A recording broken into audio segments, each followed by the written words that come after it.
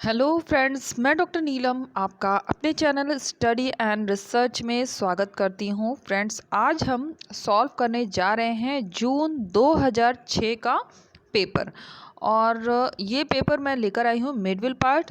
Ancient और modern का जो पार्ट है वो भी मैं आपको इसमें क्वेश्चन पेपर दिखाऊंगी, लेकिन वो सॉल्व मैंने नहीं किया है। उसका रीज़न है उसके जो क्वेश्चन के आंसर हैं मैं कंफर्म नहीं हो पा रही हूँ, तो मैं आप पर उसको छोड़ूंगी। आप उसे सॉल्व करके कमेंट कर सकते हैं। तो मैं आज आपको मिडल पार्ट उसका सॉल्व कराने वाली हूँ, तो चलिए सॉल्व करते हैं। इस तरह का वीडियो पसंद आता है तो लाइक शेयर सब्सक्राइब करें। सब्सक्राइब करने के बाद बेल आइकन की घंटी को जरूर प्रेस कर लें, ताकि इस तरह का वीडियो जब भी अपलोड करो उसका नोटिफिकेशन आसानी से आपको मिल सके। तो फ्रेंड्स, हम आ गए हैं क्वेश्चन पेपर पर। यहाँ से आप देख सकते हैं, यहाँ से मिडविल क्वेश्चन शुरू है और इसके ऊपर एंशियंट के क्वेश्चन है। एंशियंट के क्वेश्चन मुझे इसका वीडियो बनाने में प्रॉब्लम हो रही है, क्योंकि काफ़ी क्वेश्चंस के आंसर मैं कंफर्म नहीं हूँ। तो जब हम ये क्वेश्चन सॉल्व कर लेंगे मिडविल के, तो मैं आपको एंशियंट के क्वेश्चन भी दिखा दूँगी और आप कमेंट बॉक्स में कमेंट करके आंसर दे सकते हैं। फिर हम इस पर जो है वीडियो बनाएंगे।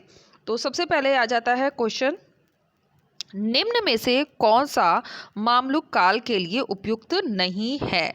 तो जो उपयुक्त नहीं है वो हो जाएगा ऑप्शन सी, तारीख फिरोज शाही। बाकी सभी उपयुक्त है, जैसे खजाइल उल फतूह, ताज उल मासीर और तबकाते नासिरी। नेक्स्ट क्वेश्चन लेते हैं, निम्नलिखित में से किसके कथनानुसार समस्त इस्लामिक पूर्व में दिल्ली सबसे बड़ा नगर था। तो जो सबसे बड़ा नगर था, ऐसा कहने वाला कौन था, किसके कथन के अनुसार था, तो इब्न बतूता। ऑप्शन सी हमारा करेक्ट हो जाएगा। इसके बाद कथन और कारण का क्वेश्चन आ गया है। नीचे दो वक्तव्य दिए गए हैं, एक को कथन ए कहा गया है, दूसरे को कारण आर कहा गया है। तो ए पढ़ते हैं। ए कहता है, बलबन ने राज्य की प्रतिष्ठा और शक्ति को बढ़ाने के लिए और सत्ता को अपने हाथ में केंद्रित करने के लिए कदम उठाए। बिल्कुल सही है। और रीज़न दे रहा है, उसने सार्वभौमिकता के इस्लामिक सिद्धांत का पालन किया। ये गलत है। तो हमारा जो आंसर हो जाएगा, ए सही है और आर गलत है। ऑप्शन सी हमारा करेक्ट हो जाएगा। अलाउद्दीन खिलजी ने कौन सा कर नहीं लगाया। तो जो कर नहीं लगाया था, किस्मत ए खोती लगाया था, लेकिन इसे हटा दिया था बाद में। तो खराज और घनी और चराई, इन सभी कर को उसने लगाया था। नेक्स्ट क्वेश्चन है, निजामुद्दीन औलिया। यहाँ पे सूची दी गई है, सूची 1 को हमें सूची 2 से सम्मिलित करना है। तो निजामुद्दीन औलिया, ये हम करेंगे चिश्तिया संप्रदाय से। फिर शेख नूरुद्दीन को हम कहाँ करेंगे, यहाँ पे लास्ट में। फिर बहाउद्दीन गज वंश, ये हम करेंगे नक्शबंदिया दादू भक्ति। तो इस तरह से मैच कर लीजिए। नेक्स्ट क्वेश्चन देखते हैं, वकील दर को हम करेंगे शाही महल का अधिकारी अमीर ए हाजिब हम करेंगे दरबार की आचार विधि की देखरेख करने वाला अधिकारी मुशर्रिफ ए मुमालिक, ये हम करेंगे यहाँ पर नंबर 4 से सुल्तान का प्रमुख लेखा अधिकारी। बरीद ए मुमालिक राज्य की समाचार एजेंसी का अध्यक्ष बरीद ए मुमालिक कहलाता है। फिर से देख लेते हैं, वकील दर शाही महल का अधिकारी, अमीर ए हाजिब दरबार की आचार विधि की देखरेख करने वाला अधिकारी, मुशर्रिफ ए मुमालिक सल्तनत का प्रमुख अधिकारी, बरीद मुमालिक राज्य की समाचार एजेंसी का अध्यक्ष। फिर नेक्स्ट क्वेश्चन है, कथन दिया हुआ है, आदि ग्रंथ में कबीर, रैदास, नामदेव और बाबा फरीद के श्लोक को भी सम्मिलित किया गया है। तो ये बिल्कुल सही है, आदि ग्रंथ में।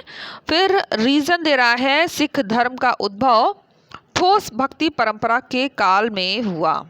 ये भी सही है, लेकिन ये आपस में कनेक्ट नहीं हो रहा है, व्याख्या नहीं दे रहा है, तो हमारा ऑप्शन बन जाएगा बी। नेक्स्ट क्वेश्चन है, कथन और कारण का क्वेश्चन है। कथन कहता है, बाहमनी राज्य की आरंभिक काल से ही राज्य की राजनीति में विदेशियों का व्यापक प्रभाव था। बिल्कुल सही है। और कारण दे रहा है, बाहमनी शाह ने कभी भी दक्कन अमीरों पर विश्वास नहीं किया। ये भी सही है। तो दोनों ही सही है, लेकिन एक दूसरे से कनेक्ट नहीं है, इसलिए ये व्याख्या नहीं दे रहे हैं और हमारा आंसर बन जाएगा ऑप्शन बी। ए आर दोनों सही है, लेकिन इसकी व्याख्या नहीं दे रहे हैं।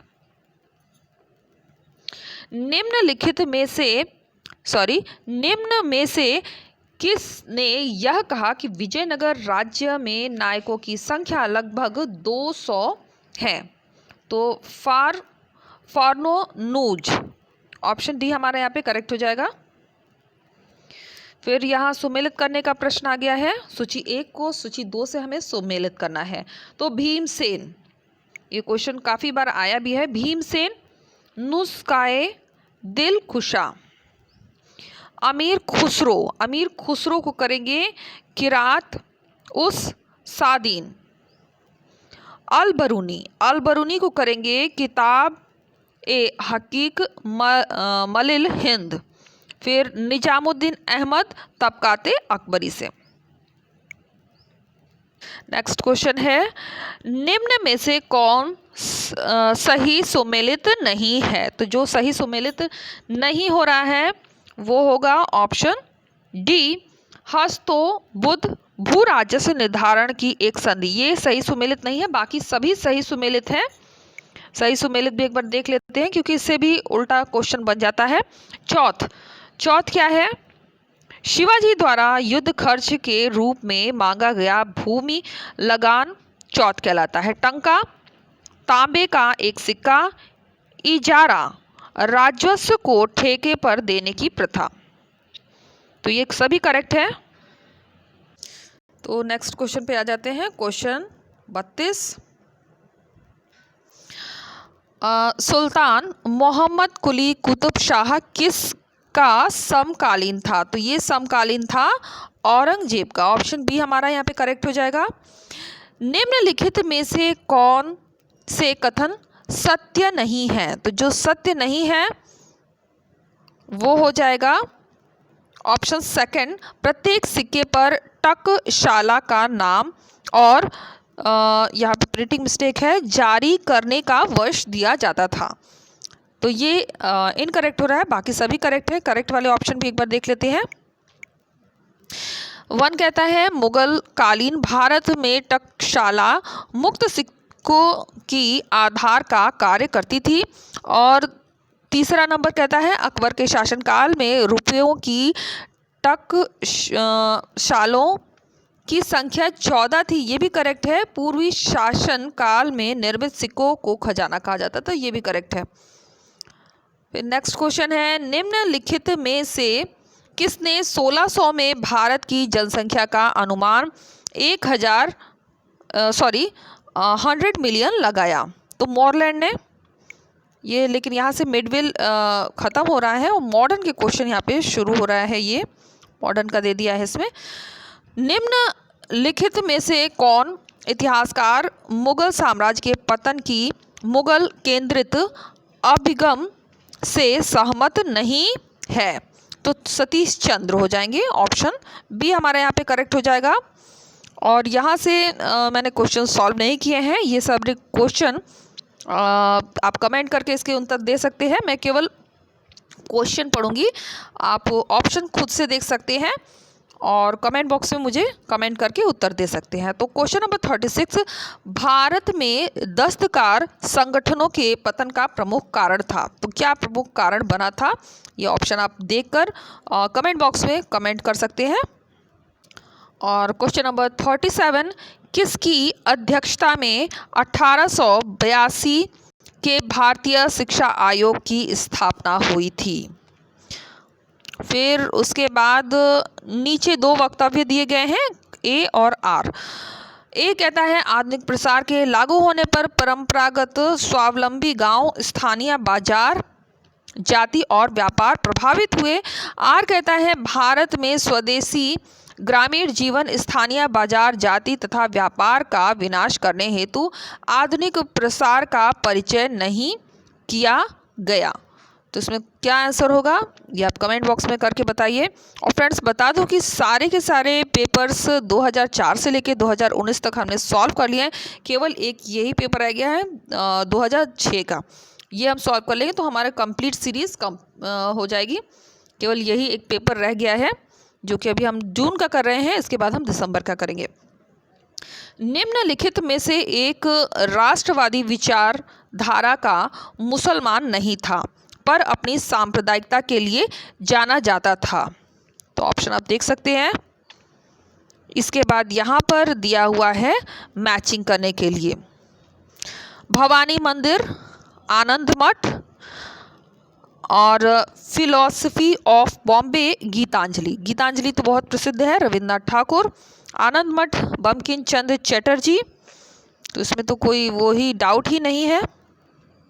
यहाँ आप देख सकते हैं, यहाँ पर मैचिंग करने का क्वेश्चन आया हुआ है, Lord Ripon, Lord Elphinstone, Lord Curzon और लॉर्ड डलहौजी।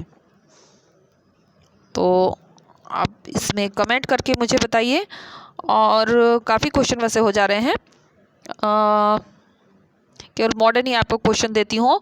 फिर कथन और कारण का क्वेश्चन आ गया है, रामकृष्ण के धार्मिक नीति वचन का प्रमुख लक्षण था उनका सभी धर्मों की सत्यता में विश्वास। फिर रीज़न दे रहा है रामकृष्ण का किसी भी धर्म में अविश्वास। तो यहाँ पे क्या उत्तर बनेगा, निम्नलिखित को सही तिथि क्रम में लिखिए। तो इसको सही तिथि क्रम में हमें व्यवस्थित करना है, ये हम सॉल्व भी कर चुके हैं। नेक्स्ट क्वेश्चन है 44, निम्नलिखित में से किस नेता ने गांधी का विरोध किया जब उन्होंने 1922 में असहयोग आंदोलन को वापस लिया। तो यह ऑप्शन है, निम्नलिखित में से एक कैबिनेट मिशन का सदस्य नहीं था। तो कौन कैबिनेट मिशन का सदस्य नहीं बना था।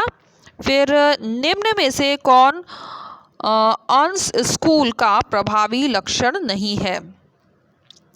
निम्न में से किसने विचार रखा कि इतिहास में कोई वस्तुपरकता नहीं हो सकती। नेक्स्ट क्वेश्चन है, निम्नलिखित में से कौन गुट निरपेक्ष आंदोलन से जुड़ा नहीं था। और प्रोटेस्टेंट धर्म को कानूनी मान्यता दी गई थी, तो कब दी गई थी। निम्नलिखित शासकों में से एक उदारवादी तानाशाही से जुड़ा नहीं था। तो कौन जुड़ा नहीं था, इतने ही प्रश्न रहने देते हैं। अगर आपको इनके उत्तर पता है तो आप कमेंट बॉक्स में कमेंट कर सकते हैं। कल हम कोशिश करेंगे इसके एंशिएंट पार्ट को सॉल्व करने के लिए। तो उम्मीद है आपको वीडियो पसंद आया होगा।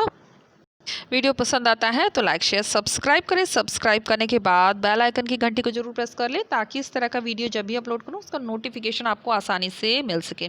और ये आप देख रहे हैं फ्रेंड्स, जो न्यू व्यूवर है उनको मैं बता दूं, हर एक वीडियो की प्लेलिस्ट क्रिएट की गई है और जो भी वीडियो आपको पसंद आता है उसकी पूरी सीरीज़ अवेलेबल है और इन सब के लिंक आपको डिस्क्रिप्शन बॉक्स में मिलेंगे।